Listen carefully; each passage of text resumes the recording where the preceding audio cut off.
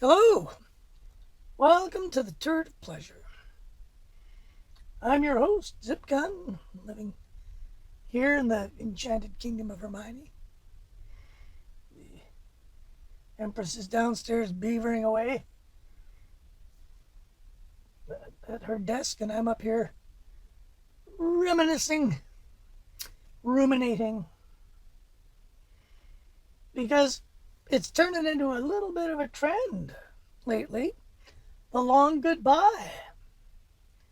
And there's this will be the third long goodbye in my series of long goodbyes. They never was meant to be a series, but the first two, Sly Stone, Brian Wilson, were the epitome of the long goodbyes. And number three came along rather conveniently for me right now. And the long goodbye here is Ozzy Osbourne. Now, when Ozzy and his bandmates did the Back to the Beginning thing, I actually did a video called The Last Goodbye for Black Sabbath because it was relatively certain that that was going to be the last Black Sabbath show. And I did a video that was. And anyway, a technical issue arose and I couldn't use it. And so I was like, oh, God, do it all over again. And then, of course, 17 days after the gig, Ozzy passes away, which is, it's like Andy Edwards says, it's like David Bowie's exit. He was almost scripted. And so, like, the world is mourning Ozzy Osbourne. And I'm mourning Ozzy in my own way. I'm not like a lot of rock people when it comes to Ozzy Osbourne. Now, when it comes to Black Sabbath, I'm like a lot of rock people. When I was 10, I was really into music. I was into hard music. I was into, proto-punk rock music, stuff like Talk Talk by the Music Machine and You Better Run by the Rascals, stuff that rocked. And in 1969, an older friend of mine is 5 years older than me, and it's funny how memories sort of etch themselves in your brain, and then later you go, "Is this really what happened?" And I can't tell you this with 100% accuracy, perhaps, but I remember, and this is in the when I was 10. This guy had a reel-to-reel tape deck, which was quite an unusual thing to have in the late 60s. And back in those days, you could buy records, albums, on pre recorded reel to reel tape. And one fine day, he came home with this on a reel to reel tape. And I don't remember if it was a commercially made one or if somebody had taped the record onto a reel of tape. I can't honestly say I know this. But I seem to remember it was a commercially made one. And it does exist. I've looked it up on Discogs. And I'm trying to think, why would I have remembered that detail if it wasn't true? And, sometimes memories will play tricks on you. At any rate, he brought this record home. We'd never heard of him. He had turned me on to some pretty cool music, this guy. He was, like I say, he was 5 years older. So I was 10, he was 15. And he wanted to be a guitar player, and he was into heavy music. And it was the first Black Sabbath record. And I'll tell you what, it was a game changer. There was, in where I had sat as a kid, listening to the radio avidly. I had just discovered FM radio. It was just in its infancy. So you could hear some weird, I liked weird stuff, and I liked heavy stuff. Imagine being 10 years old, living in the 60s, grooving to stuff like Happenings 10 years time ago, and, Shapes of Things, and, like I say, Talk Talk, and there was a lot of good rock and music in the 60s, but it hadn't quite coalesced. Inagata Devita, maybe a little bit, kind of, but they were kind of not that great. And Black Sabbath changed everything. That first song was everything we've been waiting for. And really, a lot of people, well, who invented heavy metal? I can say this for a fact because I was there. Black Sabbath, the first album, was the first rock album. Everything else prior to that was still kind of rock and roll. It was the first hard rock. Nobody even called it hard rock, and certainly nobody called it heavy metal. But it really is the first heavy metal album. And it's all good. They recorded it in a 12-hour session. There's almost nothing not to like about this record. In my world to this day, it's at least an A, maybe an A plus. And I haven't listened to it in 100 years. I don't need to. It's just burned into my skull with a, fire that will never go away. And for a brief moment during that period of time, they were absolutely one of my favorite bands. I really, really like Jethro Tull as well, who I couldn't really. To me, Jethro Tull was like Black Sabbath with a flute player. And of course, I had no idea Tony Iommi had actually briefly played with Jethro Tull. But there you go. And this was back when I didn't have money. I was a kid. I could buy maybe 3 albums a year. And I never did buy the first Black Sabbath record, but I remember hearing it a lot over at my friend's place and really just digging it. And then in due course came Paranoid. And Paranoid was more of the same. I sure liked it. I didn't quite fit it into my purchase schedule for records because they were still dominated by the Beatles, the Stones, and by this point, the Who. And also that I had sort of discovered jazz. Jazz being Chicago's first album. But that took me down a whole new rabbit hole that I've yet to get to the end of. But Paranoid was great. Again, I just couldn't quite, I couldn't afford it. Records are like $5, $6. I got $1 a week, I think, for an allowance. So it just wasn't happening. And I was buying singles. Singles were $1 a single. So if I wanted to, I could buy the new Beatles or Stones single. Or I could save up for a month and a bit and buy the new album, or more likely, I would get it for Christmas or my birthday. At any rate, come the third album, Masters of Reality, and a friend of mine, I lived in Central Saanich out here on the South Island, so we were kind of out in the sticks a little bit, and a friend of mine informed me that the Kelly DeYoung record store in Vancouver was having an amazing sale where they were going to put all these different titles on sale for way cheaper than ever before. And one of the records that they sold was Masters of Reality, and it was $1.99. And he was going to go over and buy some records. So I said, if you can find me the new Sabbath, find me that. And he found it. He bought it for me for $2. And I was delighted. And I played the grooves off of that record. Sweet Leaf. Sweet Leaf is like Smoke on the Water as far as riffs go.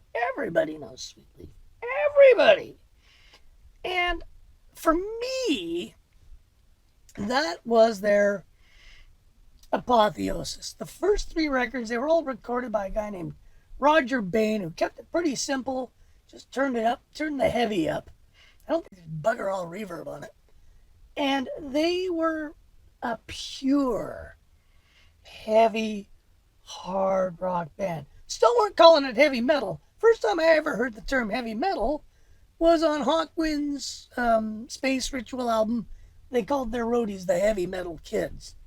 And that would have been 72? Anyways, so there you go. Masters of Reality came out. I loved it. Now, again, it was even obvious to me as a 10, 11-year-old, especially when Masters of Reality came out, that Tony Iommi was the guy. He was the guy that ran Black Sabbath, and everybody else was just maybe a notch below. And they they decided they could do better without Roger Bay, and they started to produce themselves. And unbeknownst to my innocent little mind, they started doing just mountains of cocaine. And the result of this was Volume 4, which I remember hearing when it came out. Again, I would have been, what, 12? And I remember thinking, this isn't as good as their first 3 albums. It was okay, but I wasn't going to buy it, and I kind of, it sounds like a little bit of a fall off. That was followed up by, what, Sabbath, Bloody Sabbath. Again, still a bit more fall off. Sabotage, not bad. I mean, it was consistent. I'd go to parties. I'd enjoy it. It was okay. I wasn't going to buy it. And then they came out with Technical Ecstasy. Now, I really, really, really dug the cover for that album. And a friend of mine bought it, and I listened to it, and I hated it. It was awful. Like, there's mellotrons and the kiss of death for any kind of heavy, hard band is when they incorporate a keyboard player. Sabbath had done that. Not a good record. And then they did Never Say Die. I don't even think I heard that record. I couldn't. By that point, I couldn't have cared less. The stories of the excesses and the drug addictions and the general pathetic idiocy of the whole Black Sabbath experience had kind of rubbed me the wrong way. I was getting into punk rock. I was really into King Crimson. I was really into prog rock. Black Sabbath were yesterday's news. They weren't very good anymore. And then they fired Ozzy. Okay, now remember, we're talking about Ozzy Osbourne here. This is the great Ozzy, eulogy kind of thing. So Ozzy left. He got fired. And by that point, Sabbath was managed by the evil Don Arden, whose daughter started to sort of take an interest in Ozzy.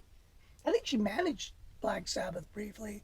And then when Sabbath fired him, she took him under her wing. And I'll tell you what, the reason we're all mourning Ozzy now is because of Sharon's work in bringing him to the attention of the world. Now, this was not that easy to do because one of the things about Ozzy that's apparent, I think we can all agree about a couple of things here. Ozzy was not what you would call a deep thinker, not an intellectual. He was, and I don't want to sound like an asshole, but he was a buffoon, really. And I'll tell you what, it's one of the things I keep hearing. The Prince of Darkness is gone. Okay, let's get something straight here. The Prince of Darkness is Miles Davis, okay? Always was, always will be. Ozzy was the clown Prince of Darkness, and you know what? That sounds like an insult, but I'll bet you he wouldn't mind it if I told him that. Sharon would, but he won't. He was everything we know. All the reminiscences about Ozzy, none of them are about what a great singer he was, because he wasn't a very good singer.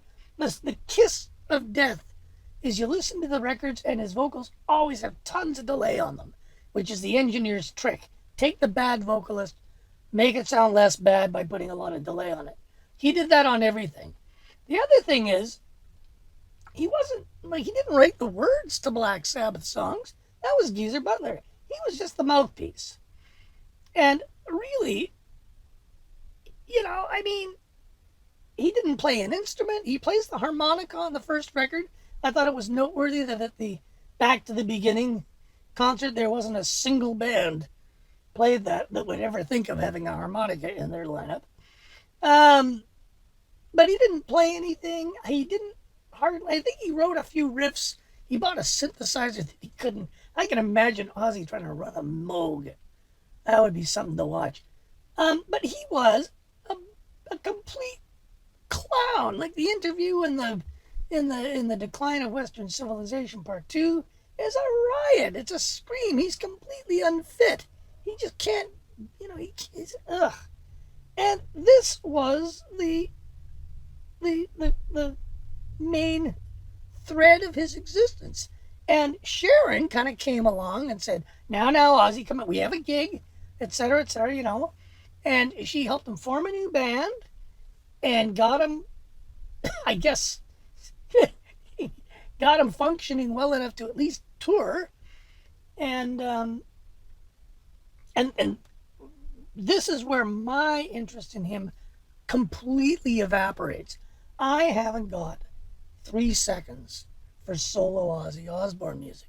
I think it's the epitome of corporate glam metal of the worst, completely horrible order with note mashing guitar players and la la la kind of choruses. There is nothing evil about any of this shit. It's all just money grubbing pop music. And I think it's just rubbish. A lot of people disagree with me. A lot of people are saying youthfulness. I remember when Ozzy came to town and blah, blah, blah. I wouldn't have walked across the street to see him in those days. Meanwhile, Black Sabbath, did I mention they kept going? And they didn't really miss a beat. They kept making kind of mediocre records. They got Ronnie James Dio. He came on board for a couple where a lot of people like. I don't think they're that great. Not a big Dio fan. Then they got Ian Gillan in. And I like that album, the Born Again album. Gillian's a great singer. I mean, he played Jesus and he's on Born Again. How's that for scope? That was mostly a Tony Iommi record, really. And then they made a whole bunch of records that were essentially Tony Iommi records. They fired Bill Ward, blah, blah, blah, the whole thing. Substance abuse and et cetera, et cetera. Ozzy then, once he'd established himself with the Jet label, Don Arden's label, home of ELO and lots of hits, he became a career metal, Coliseum artist. Putting out record after record after record of completely generic hair metal that the only song anybody remembers is Crazy Train, a song that, of course, he didn't write. He gets a writing credit in the great tradition of Elvis Presley, although he did not write the words. Those are written by a bassist. And at any rate, now, it sounds like I'm saying a lot of bad things about Ozzy. The one thing about Ozzy that is obvious if you scratch the surface of him at all is that he was apparently a really nice guy, like a really good soul. And I think it's worth noting that part of this affection for Ozzy is, despite the fact that he was the clown prince of darkness, he was lovable. He didn't do anything, or very rarely, didn't do that much anyways, that was like with evil in his heart. It was all just for a laugh. He just wanted to get high. He just wanted to do whatever. He was a lot like Keith Moon in that regard. And the fact that he took him 76 years to die is a miracle, because this the fact that all these guys were alive 2 weeks ago is a miracle. These guys did a lot of drugs, and Ozzy probably more than anybody. Then came the TV show, and the reason Entertainment Tonight gives a shit about his passing isn't the first Black Sabbath record. It's the Osbourne show. A show that the 90 seconds or so of it that I watched in pieces just made me just sigh. I was like, so this is where the Prince of Darkness resides. Beverly Hills. It was funny. It was kind of horrible and pathetic. I felt bad for his kids. Apparently he was a great dad. Well, to his second set of kids, anyways. And, he was apparently a really nice guy. And he was, he reveled in his celebrity. So much so that I'm sure with the help of Sharon, he put on his great finale show, which was interminable, which featured, and which raised, by the way, we should mention, it raised £200 million for charity. And I really hope that's entirely true, because that's astonishing when you think about it. And yeah, he got to go out in style. Now, to be, churlish about it, I saw some audience video of the Sabbath set, and Ozzy, he couldn't sing. He was singing like a semitone flat through everything. Strangely, the live stream sounded better. Turns out they kind of doctored it a bit with some pitch bending. Kind of whatever. I mean, sure. Ozzy got to go to his own funeral, basically. Who doesn't want that? And then 2 weeks later, he's gone. And, he he's more of a cultural icon than he was much of anything else. He was indeed an innovator. He and his three mates in Black Sabbath really cleared the slate, and rock started there. Hard rock started there. Every metal band in the world owes a debt of gratitude to Black Sabbath. Black Sabbath made it cool to play a tritone. Black Sabbath made it cool to sing about, dark things. The great thing is nobody in Black Sabbath was anything even nearly like a Satanist. There's a great thing about how they recorded one of their albums in some spooky place. They were constantly scaring the hell out of each other with pranks and things. Bunch of guys from Birmingham. I mean, these guys were as common as muck. And Tony Iommi particularly sounds like a bit of a hard man. If you listen to Alan Jones, he beat Alan Jones up once for making a review that wasn't complimentary. Strangely, the critics hated them at first. Hated them. And I tell you what, they got big fast. They got big almost overnight. And one of the things about Ozzy, he got to be a star almost instantly. And he stayed a star. He lived the rock star life. I think that's part of the appeal of him to people. Is that, you see the Osbournes, they're living in their mansion in, Beverly Hills. And meanwhile, there's Ozzy just, doing what the hell? How do I turn on the TV? He's a lovable brummie. And I think that's where his connection was with a lot of people. The music, I think I'll bet you 70% of the people mourning his passing. The music was kind of secondary. Or at least Black Sabbath music was certainly secondary. A lot of his fans discovered him through the Blizzard of Oz band. And fine, but that's like discovering the Jefferson Airplane through Starship. It's, you want to go back and check out the early days. But it was, for me, the longest of long goodbyes. He was basically done innovating for me by 1972. And after that, it was one big, long decline. And he didn't really, like I say, he didn't write the words. He didn't write the music. He was the voice. His voice was not particularly unique. He wasn't a great singer. He was certainly no Freddie Mercury or Paul Rogers or whomever, Robert Plant. But he was important nonetheless. And through a series of career machinations and just sheer insanity, which constituted most of his adult life, he left a really large mark on Western culture. And you can't ignore it.